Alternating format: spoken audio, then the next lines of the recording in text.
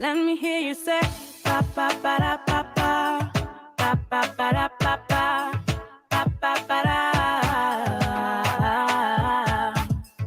ba ba ba da ba ba ba ba ba da ba ba ba ba ba da ba ba ba da.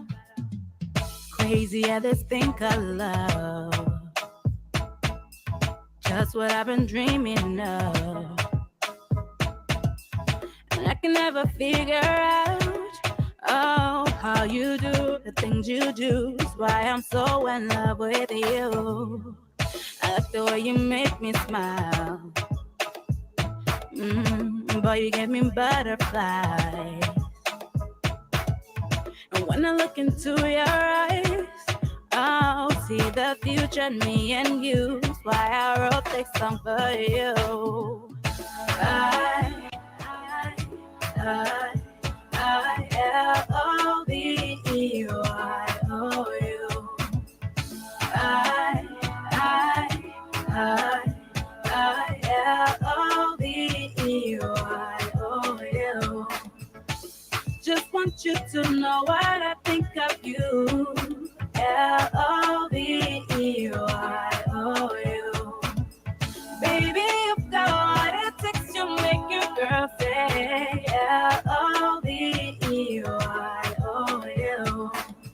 If I met you in another life and you asked me to be your wife, with grace and a smile I say, yeah, always now and forever. You be my one and only lover. Cause I like the way you make me smile. Boy, you give me butterflies. And when I look into your eyes, I'll see the future in me and you. That's why I wrote this song for you.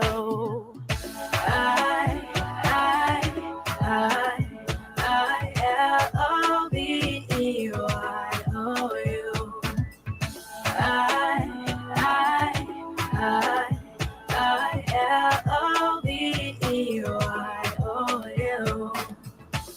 Just want you to know what I think of you. L-O-V-E-Y-O-U. Baby, you've got what it takes to make your girl say L-O-V-E-Y-O-U. Ba ba ba da ba ba ba ba ba da ba ba ba ba da ba ba ba da ba ba ba ba ba da ba ba ba ba da ba ba da.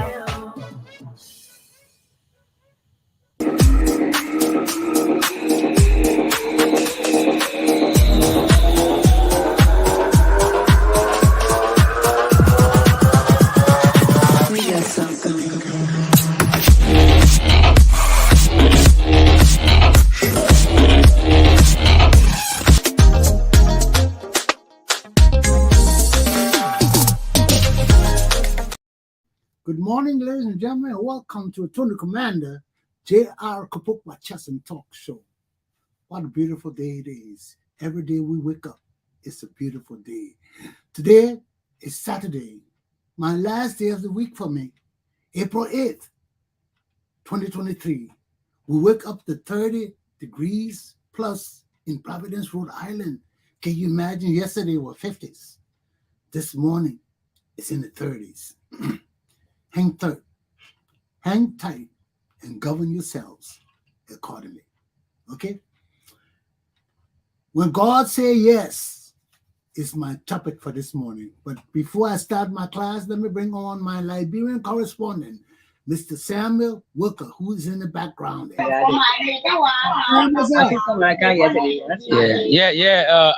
in Virginia. This is Upper Virginia. Yeah, where you do that? Where in Upper Virginia? You know, I just moved there anyway, and I just got up. So I just I'm sitting with an older woman. But that's your new area? Yeah, my new community. Oh, so you gotta make it. And she just greeted me. Okay. They made America on TV. You want to talk some more? Yeah. You want to talk some more? Hey, somebody. Yeah. Oh. I'm talking to you, Azi. Oh, okay. You can hear it? Hello. How you doing? All right. What your name? All right. I try. Tell us your name. All right. I knew this, so I can't tell you how to. Yeah, what's your name? Oh, Lisbeth. Lisbeth what? I'm for Sando. Lisbeth Tower. I'm for Sando. You Lisbeth Toba, you the Toba family? Yeah. Oh, I told family. no, I want to hear you for you. Yeah. Oh, in Makota. Oh, so how is the situation in the country, man? Ah, yeah. All right, yeah. I'm going to small place. Eh? You like the situation in the country? Yeah. Yeah. Yeah. You don't miss it. Yeah, boy. Yeah. You see him? Yeah, but I say, I got it. I say, yeah, we watching. That will. I said, I will. So, you register the vote? Yeah, I read that already in my car in the room. Who you voting for? No, I don't know the time. I'm not read. Oh, you want to tell me now? Yeah, the time I'm not read. Yeah. You want to tell me? Yeah. No, I know the time I'm not read now. The time read who are for no. Is it what? Georgia? Yeah. But I Georgia wasn't for. I know the other one who come now, the other one who comes. I know what I know see your face. Joseph Broker? Yeah, I know see your face. I know you brow. You see you. I know see your face. So anyone can die. You see Joey's sister, right? Yeah, I grew. You see Joey's sister? I grew, me do. I grew, me. Broker? Joseph Broker, they're not cool now. Yeah. So, Nima man. Lofa? Huh? When I under Nima man, but Namasio, man, ask and Namasio. Why? The whole back, man. And Namasio. Why? No, I don't know what faith, but you know, here, Saya. It's on Nima. They have to see. No, in Moravia. Joseph Broker in Moravia. And then the vice president. But Namasio. Never see him. I'm a question. You One day now. You want to see Joey? Yeah. No, I see Joey and Joey was on the chair. I want to Joey said was on the chair before I see him. So the other one car who voting now, it does not read. I just get my car. Okay. Sometimes I'll go somewhere you say who's voting. You love you where you can. So are you a partisan? Yeah. You a partisan? Party? You belong to Yeah, CDC? yeah, I was in the city. Yeah, but then you voting for Joey. Yeah, I was in the city. But you come to GJ, I know who I will go again. Why? So the time I can. Yeah. You didn't enjoy? Yeah. I said, hey, you're the one enjoying? Well, you what to do? It's not you know, so like Yeah, but you little woman is in you happy? Where enjoy? You happy? You where enjoy? It's not you know, so like I enjoy that. Oh, I tell my small market, my better boy, they see everything in the table. Better boy, tenner, a bason, a bama walk over rare eat. If you're voting for the mayor again, then you happy. Why, would a Nima man? Joy Weir, you voting for Joy Weir? Yeah. If you voting for Joy Weir, then you happy. Oh, well, I finish voting for a long time. I finish voting on her. So the one I know who I vote for anyway. I can't done one can. They buy it look for you food you eat. You don't look for your food. That it. Everybody stop what I said. So I don't know that.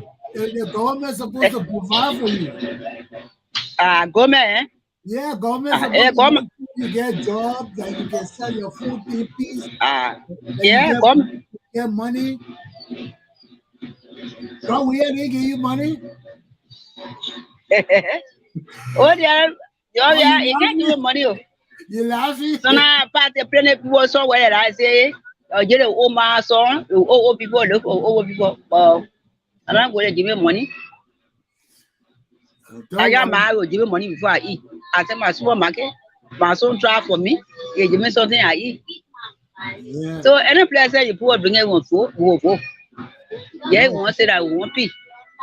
You see, right now, yeah. You see the small market I make it? Yeah, my bony, yeah, my pepper, yeah, birabo.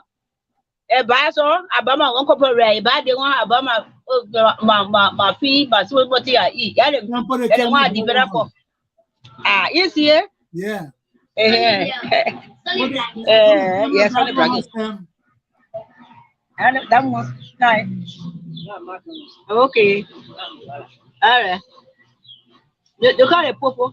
9 years. Huh? Get a man a camera. Get a man a camera. Sam. Oh, Banda. Sam. Okay, I buy. Yeah. Sam. That woman. You want to where America? America, you got me get a person to.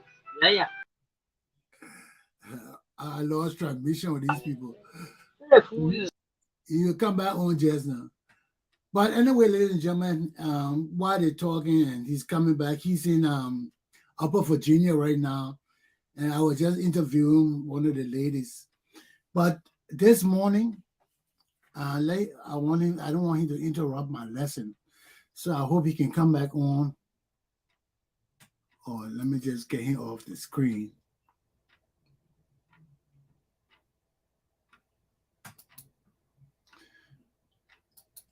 I don't want him to come back in. Sam. Yes, sir. You still want to talk to the old lady? What happened to the picture? I don't know. Oh, hand touch the camera. 1 minute, let me set it. Okay, it's set now. Okay, yeah, enough. It's enough for her. So I have Liberia. Yeah, no fresh news besides what we discussed yesterday. No fresh news. Okay, brother. Weekend, Saturday weekend, it just seemed all new weekend review and stuff like that. Okay, enjoy your new neighborhood. Thank you so much. Okay, take care. I'm making new friends. Okay, take care. We'll talk Monday. All right, thank you, sir. Okay, bye.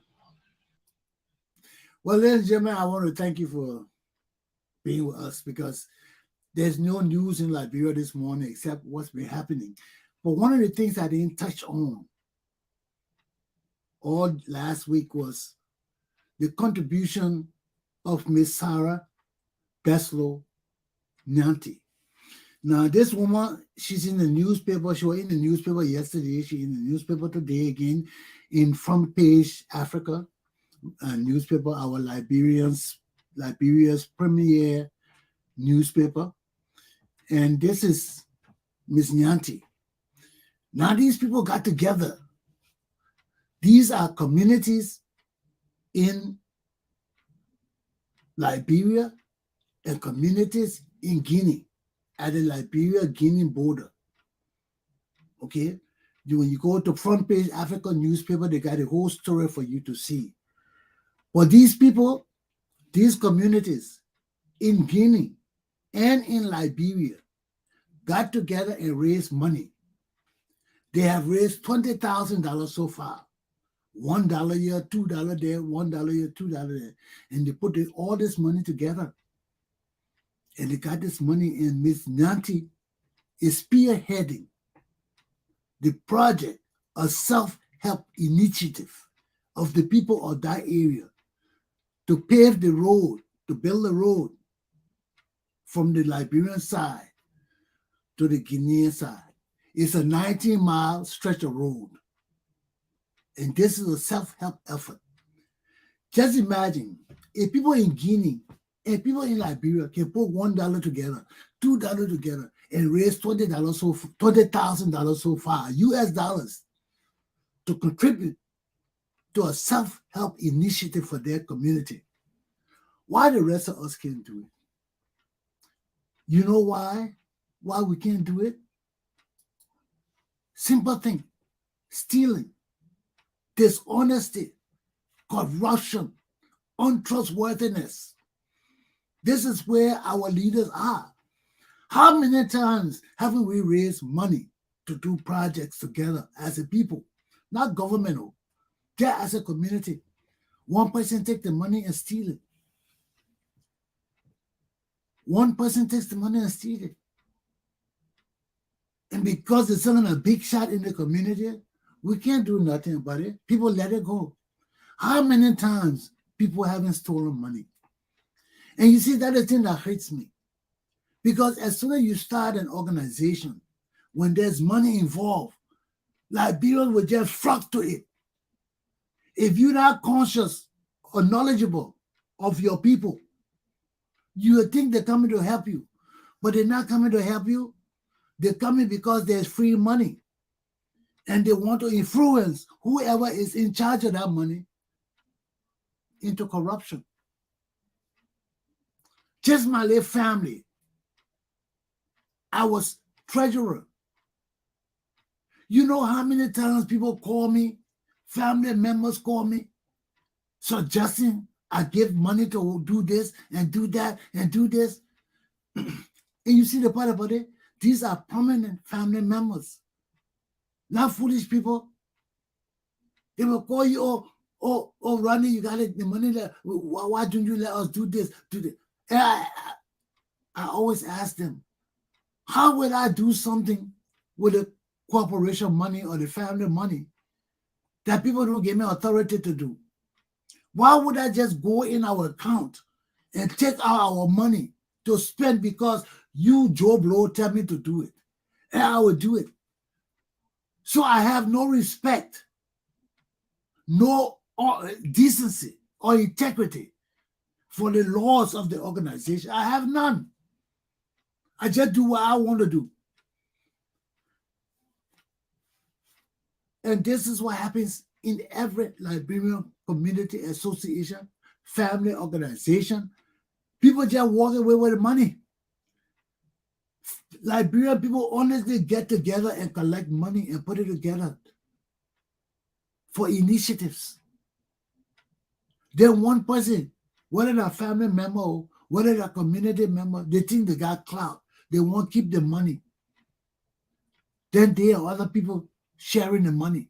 People calling and let's do it. And they're doing it without any authority from the president of the organization, from the chain of command, nothing. Then when you come to find out, community money missing. How it got missing? Somebody took the money and joined with somebody else to do something. Typical corruption. Typical stealing. Look in every Liberian community association. That's the pattern. It's the pattern. We can't go on like that. We can't go on like that. But this all brings me down to the point of my class today. When God says yes. I taken this thing from George Weah book because all this morning I've been reading it. I'm on chapter 5 now. You know, I took it up, and it's true when you pick up this book, to read, and you start reading it, sometimes it is difficult to put it down. You know, sometimes it's difficult to put it down because when you take up the book to read, you're not reading only about George Weah and Liberia. You're reading about different countries. You're reading about Cameroon, Ivory Coast, Monaco, everywhere George Weah played. It gives you an idea.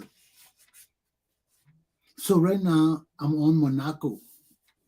I did the first chapter for this book. It's an easy reading book for any of you who have read Rodney Sears' writing over the years. You know, it's easy reading, but some of the things he explains in here, I'm sure many of us don't know about, never knew about it. That why it's an eye opener too, because he tells you about the whole, you're going into the whole football arena, man. You know, I didn't even know Sammy Doe sent the Liberian football team to Brazil. I didn't even know that. And it's still no good. They're still Fusa FCC. You can imagine that? So there's a lot of reading in here, and he doesn't only touches on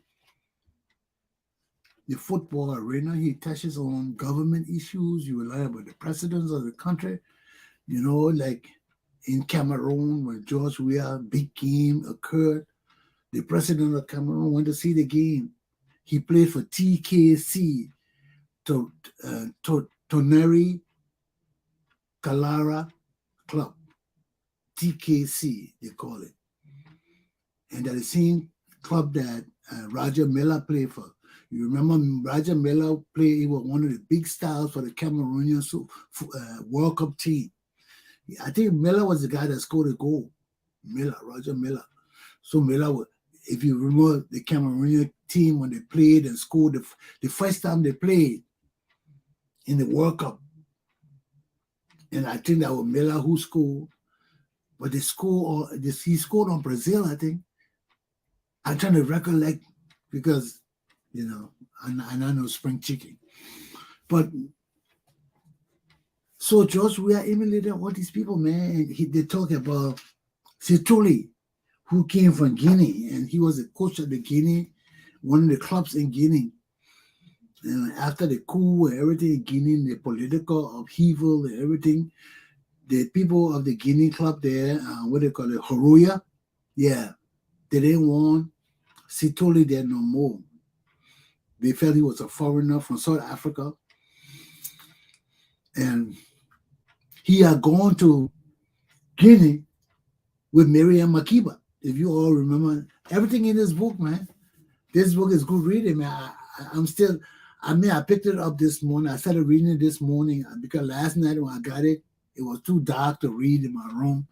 I didn't want to disturb my wife, so I woke up early this morning. I started reading it, man. At chapter 5 already. But it's an amazing read, you know.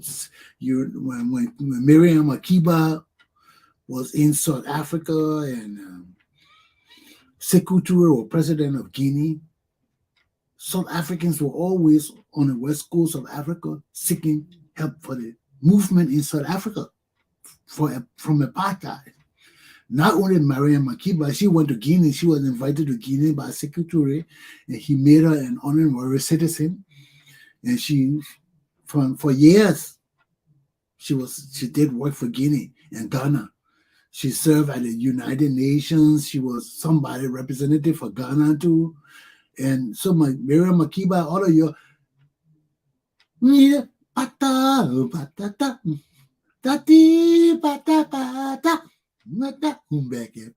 she made that song. Oh yeah, mama. Pati, pata, pata. And what other song Miriam Makeba made? She made Pati, pata, she made that song. And she was popular for another song, man. She came to Liberia and she was a guest of Talbot during the Talbot regime. Miriam Makeba was always in the west coast of Africa, in Guinea, Liberia. So when she left to go South Africa to go to Guinea, a group of South Africans went with her, and one of them was Sisulu. He was a technical advisor to the football team or something. It had something to do with the footballing situation in South Africa. So when he went with her to Guinea, he started hanging around with the football teams in Guinea, the different football teams, Hafia, Aurora, whatever teams. I learned all of this from this book, you know. And he started hanging out with them. Then he was like a technical advisor in in South Africa. So he went there. They started using it. Then Aurora was formed, and they recruited him to be the coach. And he started coaching the team. And from there, he started getting popular in West Africa. But then they had the new government came in. The Sosoko people didn't want him no more. The people didn't want to deal with him. They didn't want no foreigner from South Africa ruling the team. So he was just there in limbo. Then somebody heard about him in Liberia. I will not give you the whole book. I will just give you a little bit of Weir's life. Heard about him, about Sosulu in Liberia. They went and got him. He came to coach IE, met Weir, saw Weir potential. Everybody who was a professional footballer that watched George Weah play when he was young, they could see that he wasn't polished, but he had a future in football. All of them could see it. Even Susoli saw it.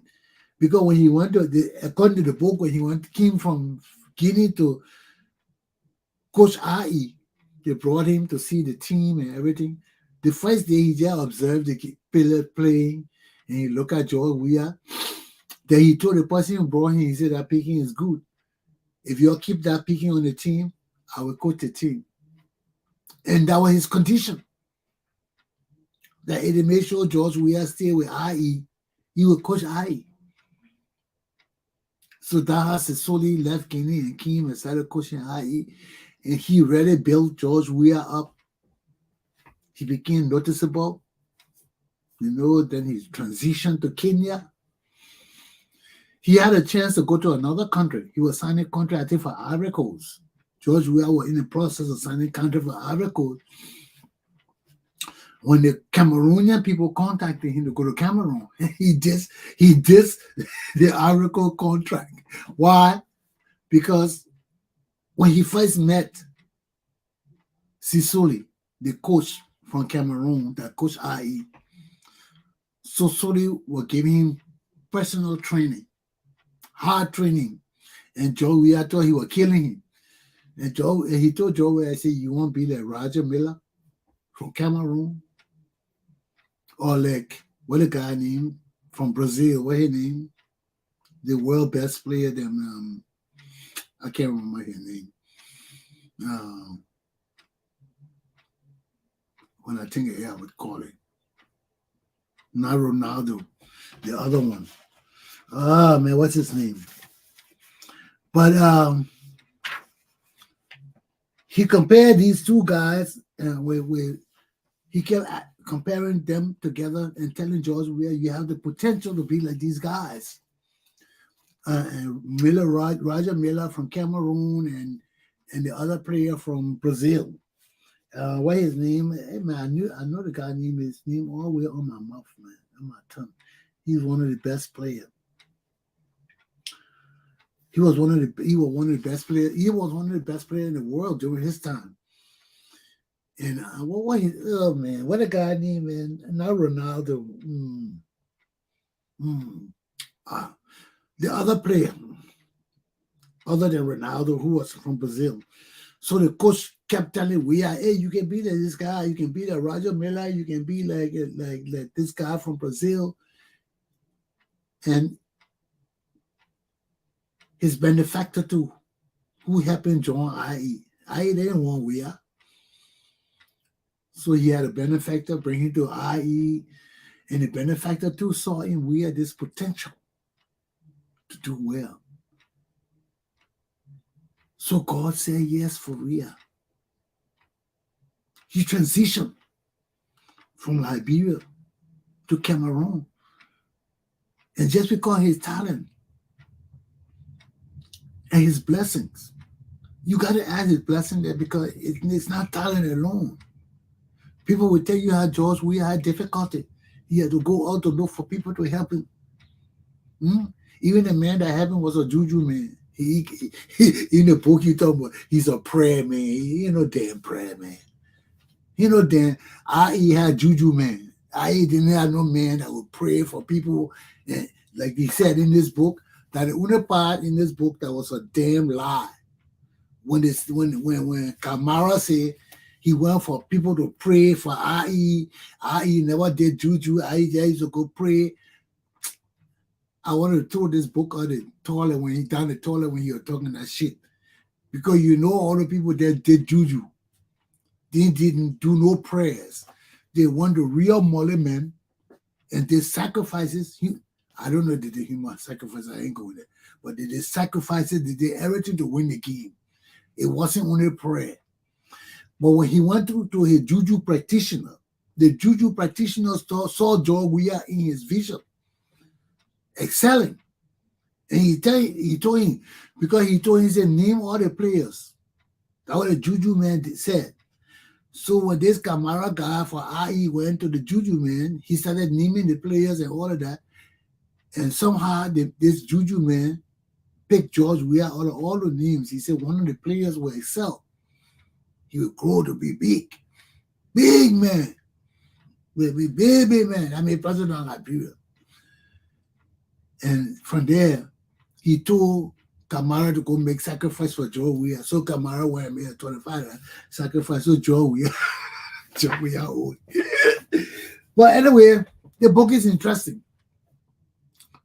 But it just goes to, right now, I'm in Monaco now. I just left Cameroon. I'm on chapter 5 now. I just pick up the book. I'm not a fast reader. I read slow because I don't want to go back to things that I read. So I'm a slow reader. I'm a lawyer. When I read things, I ain't going back to read it. So I take my time to read. And if I don't understand something, I go over it again, until I get it, then I move on. So, but this book is interesting. So it's surprising that I just picked it up this morning. I'm on chapter 5 already. So, and it's easy reading, rather than not using no big words that you have trouble going to the dictionary to find words that you don't know. I think even a person in the 10th grade can pick up this book, or 9th grade, or 8th grade, or even 6th grade. You can pick up this book and read it. So far as I've been reading it, I haven't found any trend of using verbose vocabulary that you got to go to the dictionary every time to see where Rodney trying to say it. Rodney C is not that kind of writer. He's a simple writer. So when you're reading his stuff, you don't have to have your dictionary near you, except you read it bad off. But if you're not really bad off, you can read the book without having your dictionary by you. I'm on chapter 5 now. I didn't have to go look for no big words to translate that I stuck on.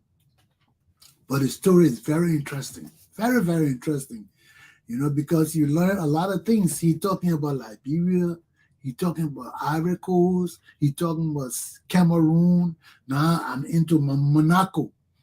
When George Weah went to Monaco and met Arsenal and Waging, or whoever the coach was over there, he could see that George Weah was not bad, but he was raw, man. Coming from Africa, going to Europe. Those guys don't just play football like us. Just draw a thing on the pool, on the pad, and say, oh yeah, when you go so you run. No, they don't do things like that. Those guys got programmed and plays that you gotta memorize. Once you say play B, you gotta understand the whole system of that play running. Because every play changes. Maybe you play 11 people, you play 4, 8, 2, 1 in the goal, or whatever the strategy is for the team you're playing. 5, 3, 2, 1, whatever it is. So you got to understand the plays. The clinical football. When you read the book, the guy was talking about how he and George Weah was a striker. And the coach in Monaco trained strikers, people who score goals. And under him, he had a lot of them when George Weah went there. But he saw in George Weah this potential. But George Weah was weak, man. He was weak in stamina. He was weak in understanding the plays and all of that. Coming from Africa, not playing clinical football. So this guy had to teach George Weah how to score goal clinically. That's another level of football now. When they say clinical, using plays, using dimension, you using strategies. So he had to train George Weah like that. You know? And that's where I am now, how he training George Weah. George Weah always had a problem with stamina and weakness. He was always good at dribbling and all of that, but you got to have the strength. So when people push you and not want to knock you down, you got to have the speed. So in situations, you may not be able to handle big players who are bigger than you, but if you got the speed, you can maneuver through them by dribbling. He was a dribbler. So all this book talk about it, and this book is a must-read book, you know, because God said yes for George Weah. He talked about even in Cameroon, before George Weah went to AC Monaco or AS Monaco or whatever in Monaco to play from Cameroon. When the scouts came, they didn't come to look at George Weah. They came to look at Tawa, another player, a Cameroonian player. Tawa, the scouts from Monaco, came to check him out. And he and George Weah were on the same team. But when the scouts who were there saw George Weah playing, they called the people in Monaco. They said, forget about that guy. We saw a new guy, George Weah. Let's sign him. And that's how George Weah went to Monaco. That wasn't his play. That wasn't his time. He wasn't even in the people playbook. They came to see another player play to hire him. But the way George Weah performed, he outperformed that player. And all of the players, even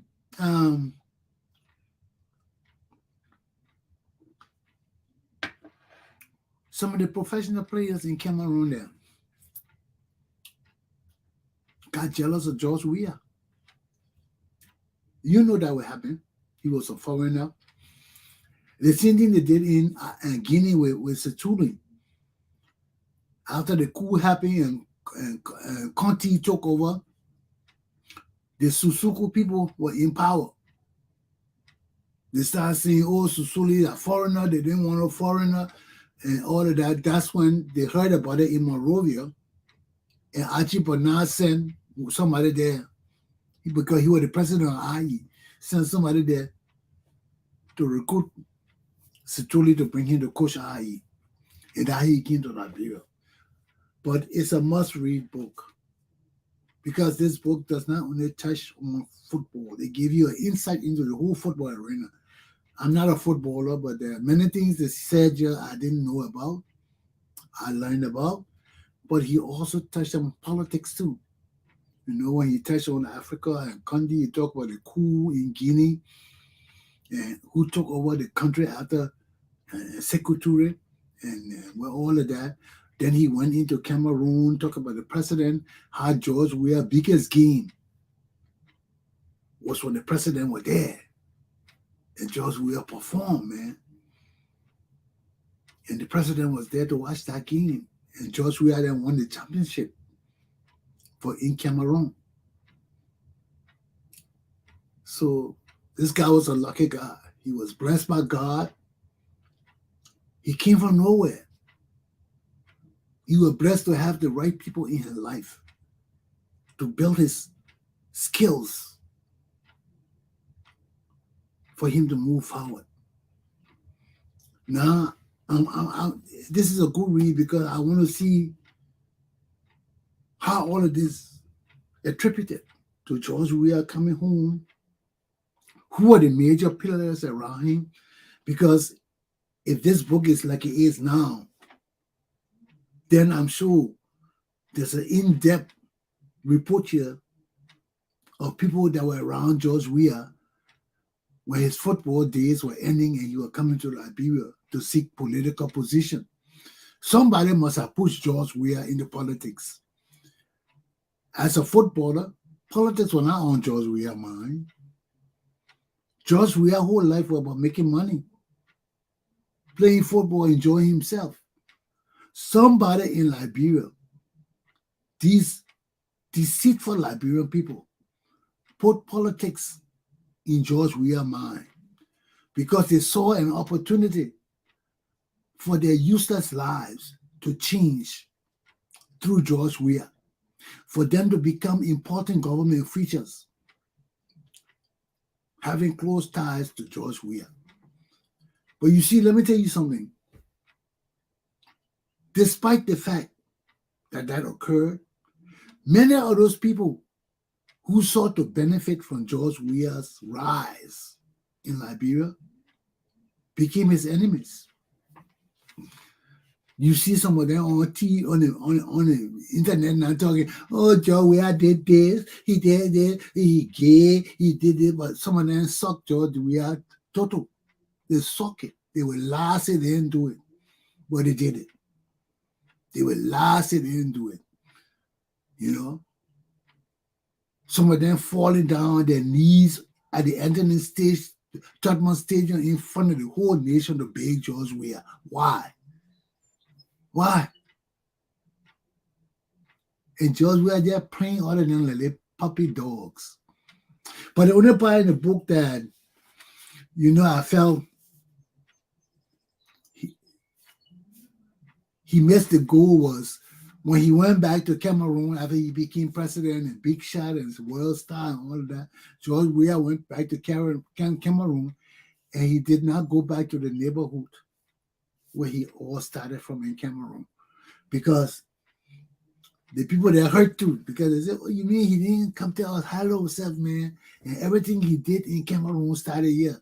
There's a field there where George Weah used to play every morning. Every morning he used to get up to go exercise. This is so in the morning, George Weah go. And today the people still wondering why Cameroon hasn't named that field after George Weah, because he was the most prominent person that played on that field in that area where he lived in Cameroon. And they missed him so much. Maybe he had gone back to see the people. They were named that field after him. But the people said that was George Weah field. They said from the time George Weah went into Cameroon, every morning, 6 o'clock, he would run up and do all his training on that field before the team come to play. So all that is in the book. It's good reading, man. A lot of things we need to know happen in our country, happen around the world.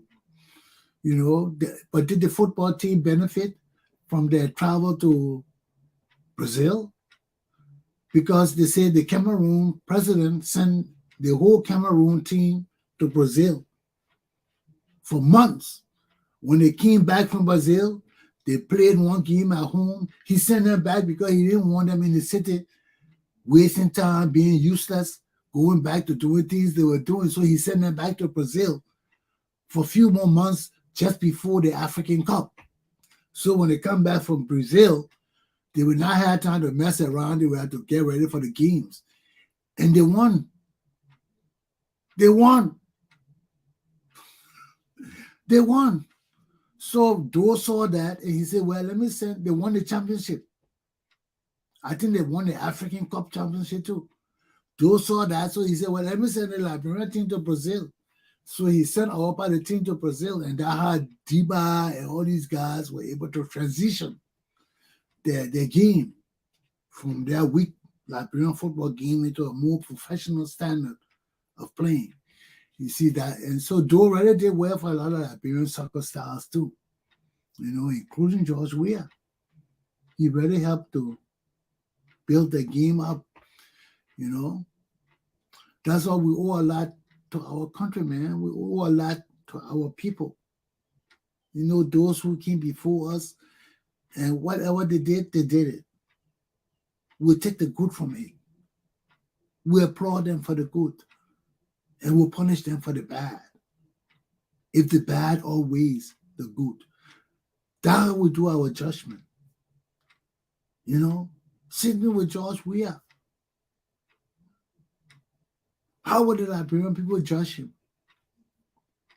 When we go to take our money back from him, When we go to take all those buildings he got and confiscate it back to the Liberian people, how would the Liberian people feel? Would they feel that he betrayed them or he's a hero? That's the question we got to ask. When we go to take all the colleges from Prince Johnson them in Nimba County and give it back to the government, they're not keeping those things. Sir Joseph in college, all the people that stole money in our country, they can't keep those things. We know that those guys are rogues. Where Prince Johnson get money from the own college, where Sir Joseph got money from the own college, all that thing reverting to the Liberian people. They're not keeping it. You can't steal from us and benefit from it like that. No. If it's coming under the education ministry, it's coming back to the Liberian people. It can't be that. It can't be that. And we consider changing the names. It can't be that. You can't steal from us and build mansions and schools for yourself. Hell no. No, that is Liberian people money. You can enjoy it now because this is the corrupt era. But when the time comes for us to bring our money and properties back to the Liberian people, we got to bring it back to the Liberian people. We got to bring it back because we have need for those things. All these things, people stealing and building universities and all of that, ain't going to last. But people who steal from our country can't build university and save for them. Where did you get the money to build university from to save for you? You can't do that. You never have money. All your money that's stealing money. It's good to build a university, but you can't keep it. That's government property. And you better learn about it now before you die. Sir Joseph and Prince Johnson, all you criminals that got colleges and universities, you better learn about it now. It can't be for you. You never earned the money to build universities and colleges. It's coming back to the people of the Republic of Liberia. And we'll change all those names into government names. We have committed to name those places. Warlords cannot own buildings in our school. You're a warlord. You kill thousands of Liberian people. How you have school in your name? You can't. There is no way. You're a murderer. You can be fighting for Nima people, but that Nima is a part of Liberia. And you murder Liberian people with impunity. You're a murderer. You're a flesh eater. You kill our president. You got to be punished.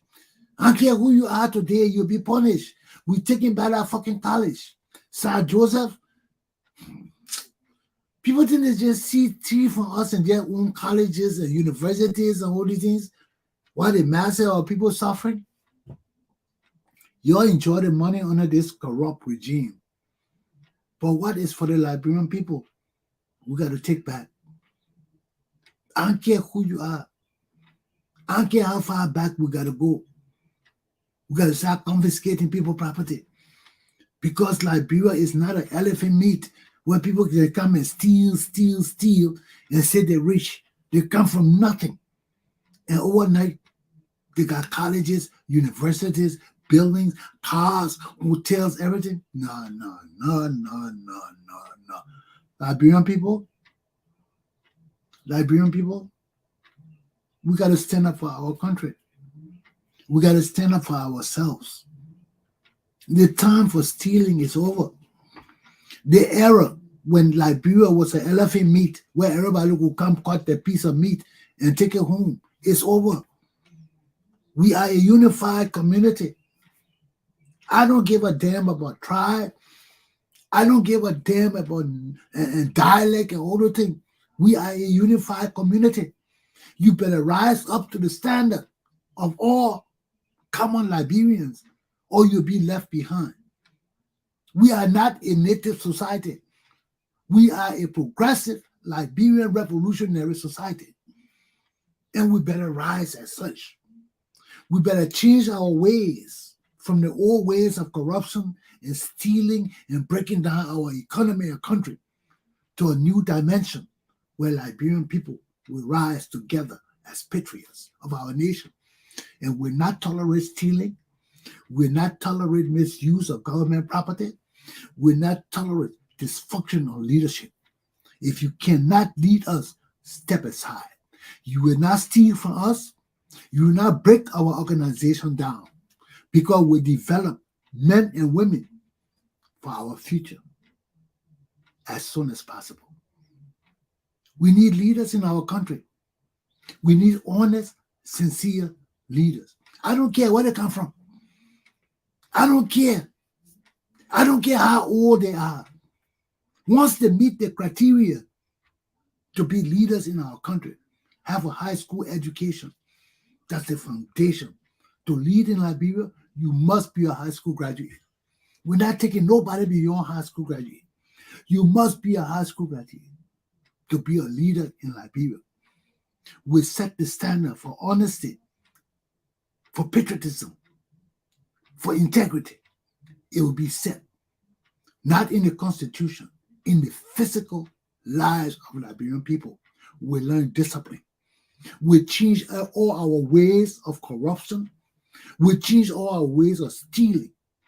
Because I'm telling you, the new era for our revolution of 1980 that is coming.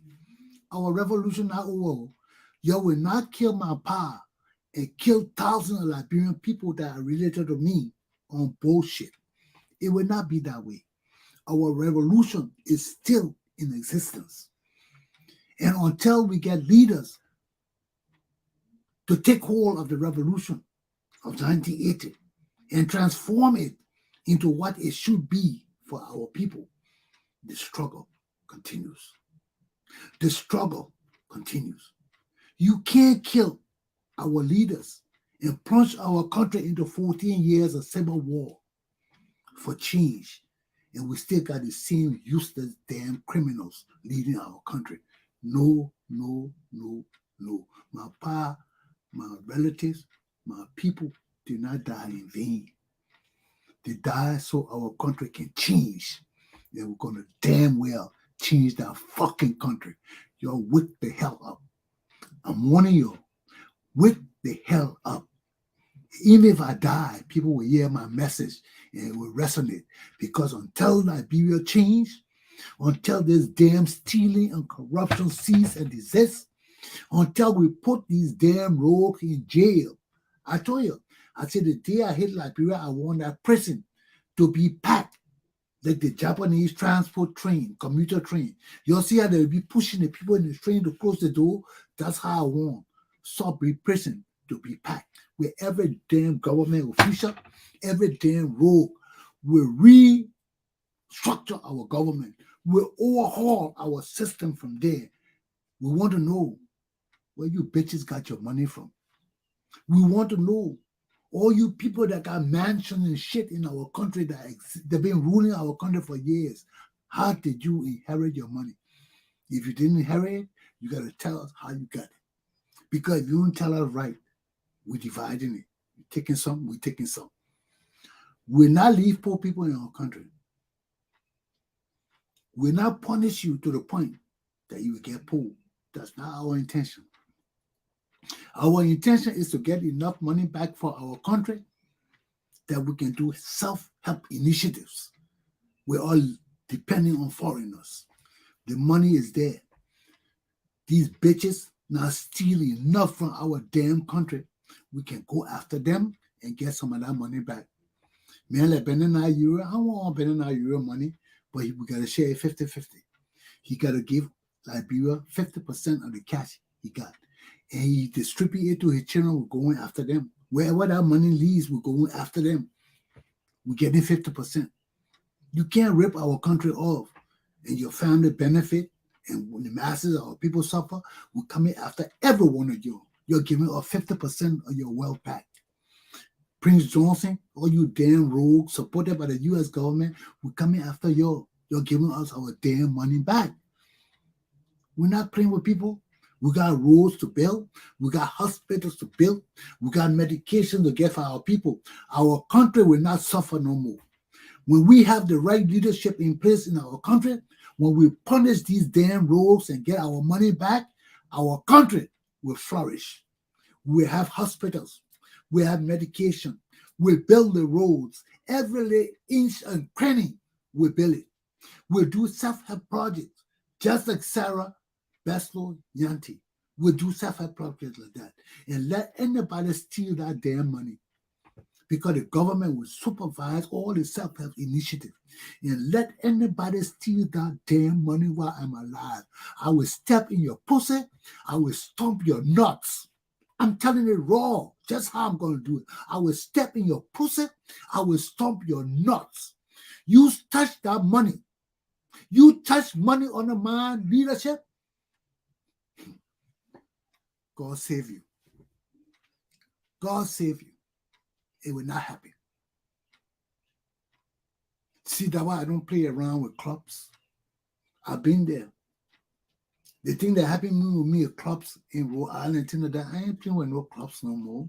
I ain't playing with no family organization no more. We need real leadership for our country. Our whole society is messed up, mentally as well as physically. We are traumatized. And it must cease and desist. That's why we can't deal with the rogues and the corruption and the disorder in our country. Everything is messed up. We need order. We need discipline. We need direction. It's not in the book. We can't get it from the books. We need leaders, physical leaders who understand. When you read in the book, it's too late. We need people who understand leadership, who understand discipline, who understand direction. And I'm blessed that God has said yes to me. Aluta!